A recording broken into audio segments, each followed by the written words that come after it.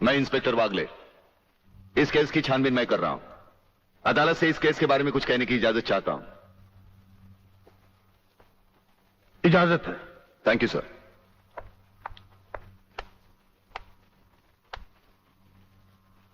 Your honour, इंसाफ के इस मंदिर में आपको न्याय करते हुए कई साल हुए होंगे और इन सालों में आपके सामने रेप और मर्डर्स के अनगिनत केसेस भी आए होंगे।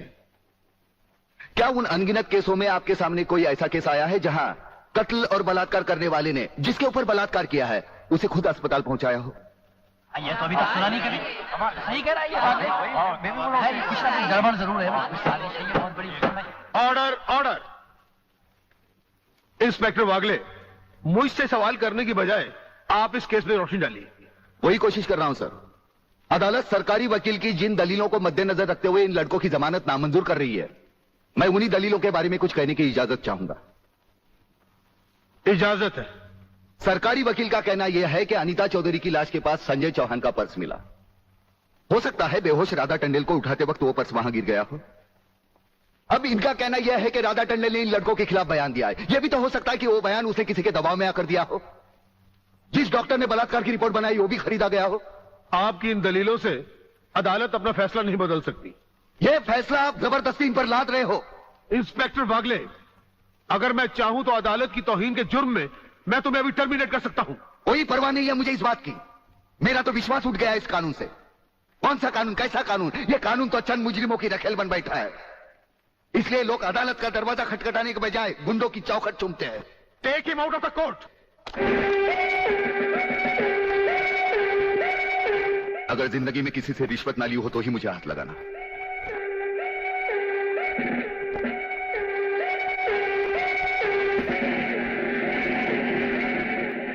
इन्हें गिने भुक्कड़ लोगों की वजह से अदालत शतरंज की बिसात बन गई है, जहां कोई भी आकर कानून से खेल सकता है। लेकिन इन खिलाड़ियों को अगर मैंने सच्चा कानून नहीं सिखाया तो मेरा नाम भी शिवाजीराव वागले नहीं।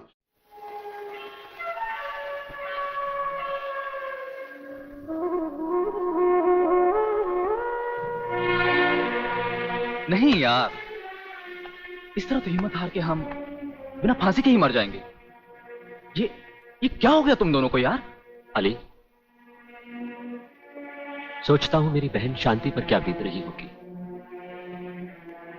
मुझे पढ़ा लिखा कर एक बड़ा इंसान बनाने के लिए क्या कुछ नहीं किया उसने। लोगों के घर में काम कर करके अपने हाथों पे मेहंदी की जगह छाले डाल ली उसने। आलोक, तुम्हारी तो वो सिर्फ बहन है, मगर मेरे लिए वो बहन भी है और मां भी है। अगर बचपन से ही उसका प्यार मुझे ना मिला होता तो शायद ये अनाथ सड़कों पर ही अपना दम तोड़ देता। मेरी मां पर भी क्या बीत रही होगी। वो तो रो रो कर पागल हो गई होगी। अगर मुझे कुछ हो गया तो उसका भरोसा भगवान पर से भी उठ जाएगा। तुम इन 3 लड़कों के केस में कहां उलझ गए? हो सकता है इन बच्चों का केस महज इत्तेफाकी हो। इत्तेफाक नहीं है सर।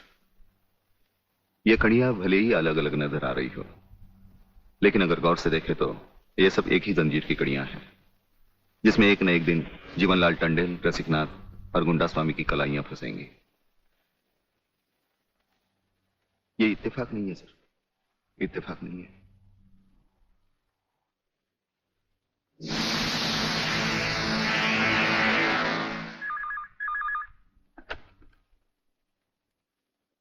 हेलो सर, मैं तुम्हारी आवाज अच्छी तरह पहचानता हूं जेलर। तुम वहां से कुछ नहीं बोलोगे, सिर्फ सुनो, क्योंकि जब से तुम्हारी जेल में सूर्यदेव सिंह आया है तुम्हारी दीवारों के भी कान हो गए हैं। मुझे वागले और उसकी मीटिंग का पता चल चुका है। वो 3 लौंडों के केस की सीढ़ी बनाकर मुझ तक पहुंचे, उसके पहले उसकी सीढ़ी के हर डंडे को काटकर फेंक दूंगा मैं। सुनो जी। मुन्ना और उसके खतरनाक खूनी साथियों को आज रात को पुलिस की वर्दी में जेल से बाहर निकाल दो और उनको समझा दो पुलिस स्टेशन जाकर उन तीनों लड़कों का बिल आत्महत्या के नाम पर फाड़ दें।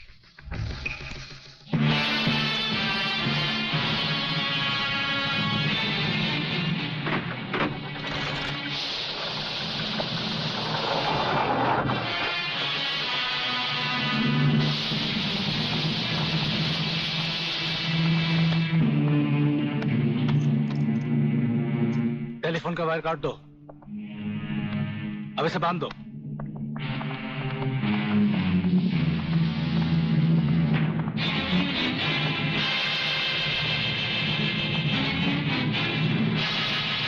डरो मत, तुम्हारी जमानत हो चुकी है, हम लोग तुम्हें रिहा करने आए हैं।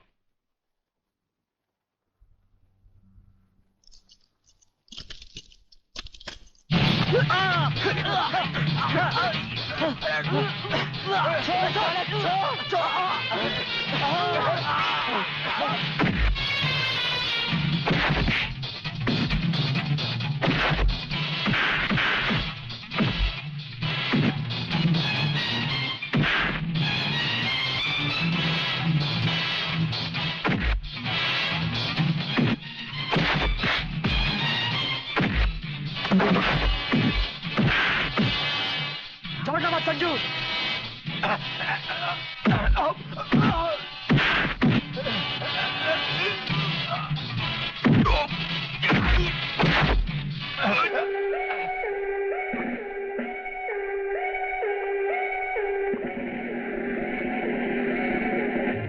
क्या बकते हो? किसने बताया तुम्हें?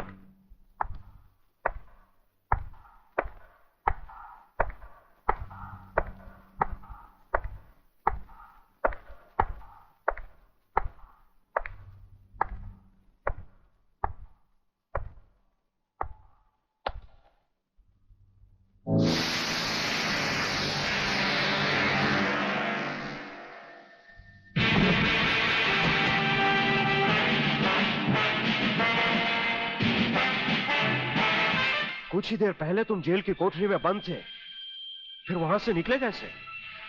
और अपने ये कपड़े पहनकर यहां किसके हुक्म से आए? हम अपने हुक्म के खुद मालिक हैं। हम अपने हुक्म से ही अंदर आए थे और अपने हुक्म से बाहर चले जाएंगे। तुमसे अच्छी तरह मिल लेने के बाद। तुम्हें अच्छी तरह मालूम होना चाहिए कि तुम किसके सामने बैठे हो।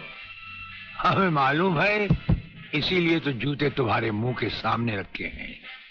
तुम जैसे गद्दारों से हम नहीं, हमारे जूते ही मुंह लगाते हैं। सूर्यदेव सिंह! ब्रिगेडियर सूर्यदेव सिंह, भूल कैसे गए? हम आज भी ब्रिगेडियर हैं, कल भी ब्रिगेडियर थे। जेल में आना तो एक नाटक था तुम जैसे मुजरिम तक पहुंचने के लिए। और ये रहे तुम्हारे काम के कागज। ये हमारा रिहाई का ऑर्डर और ये है तुम्हारी गिरफ्तारी का वारंट।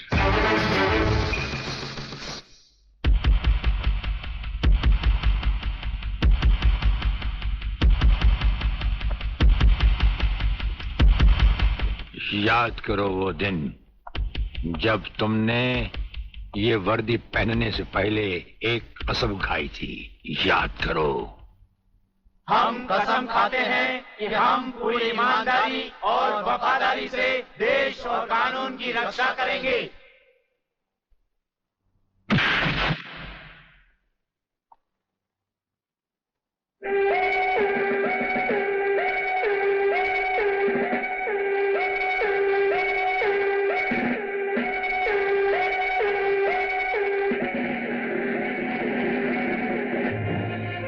इन नंगों की बारात में ये वर्दी वाला दूल्हा नहीं जाएगा वागले।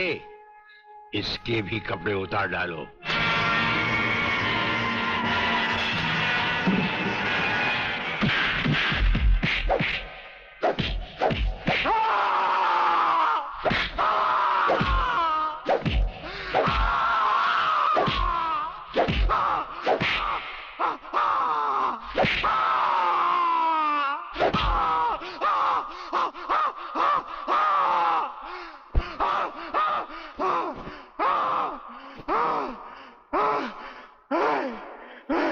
सच कह रहा हूं, मैं बेकसूर हूं। रात के बारे में मैं कुछ नहीं जानता।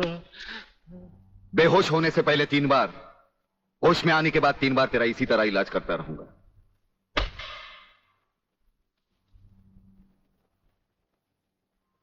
साथियों, तुम लोगों को शायद यह मालूम नहीं, ये प्राइवेट और इमरजेंसी मीटिंग मैंने क्यों बुलवाई।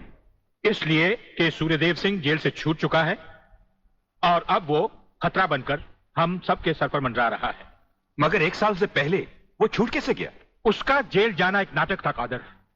उसने जेलर और हमारे 4 खूंखार कातिलों को गिरफ्तार करके किसी ऐसी जगह छुपा दिया है कि जिसके बारे में पुलिस डिपार्टमेंट को तो क्या, मुझे भी मालूम नहीं। जीवनलाल, मेरे 4-5 आदमियों को गिरफ्तार करके अगर वो मुझ तक पहुंचने का ख्वाब देख रहा है तो उसका ये ख्वाब मैं कभी भी पूरा नहीं होने दूंगा। अब सूर्यदेव सिंह नाम का बिल फाड़ना ही पड़ेगा। मगर अगर मगर कुछ नहीं चलेगा जीवनलाल। अब 15 अगस्त को ज्यादा दिन नहीं है। जानते हो, सूर्यदेव सिंह हमारे लिए बहुत बड़ा चैलेंज है और बड़े से बड़े चैलेंज के साथ टकराने का प्रलयनाथ को शौक है। तुम तुम्हारी मिनिस्ट्री संभालो, सूर्यदेव सिंह को आज से मैं संभालूंगा।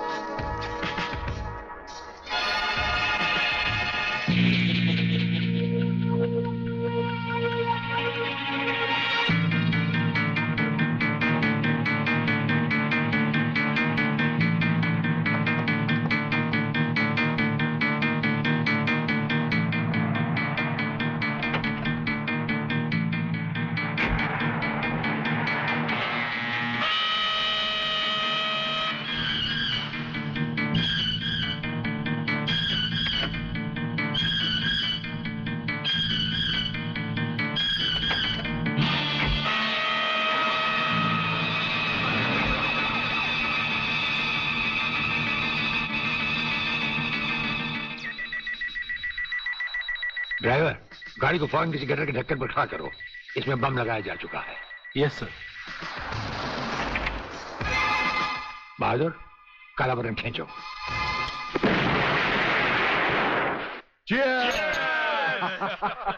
पियो, आज जी भर कर पी लो।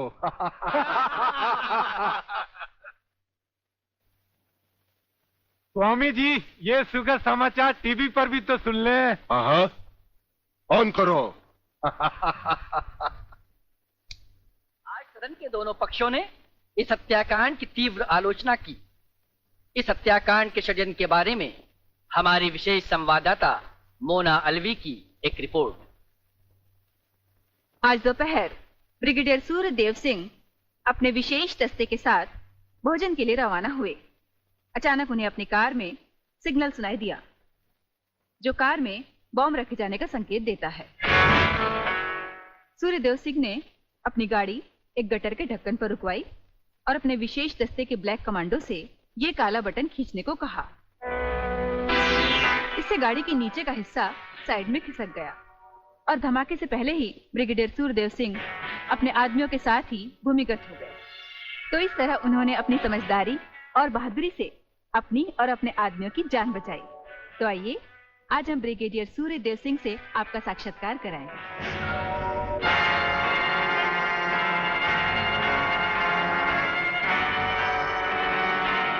ब्रिगेडियर साहब, क्या आप हमें बताएंगे कि इस साजिश में किसका हाथ है? हाँ, हाथ होता तो कभी का काट चुके होते हम। ब्रिगेडियर साहब, आप हमारे दर्शकों को बताएंगे कि इन देशद्रोहियों ने आप पर हमला क्यों किया? जाहिर है कि हमें जीवन दान देने के लिए नहीं, हमारी जबान भी हमारी गोली की तरह दुश्मनों से सीधे बात करती है, टीवी पर नहीं।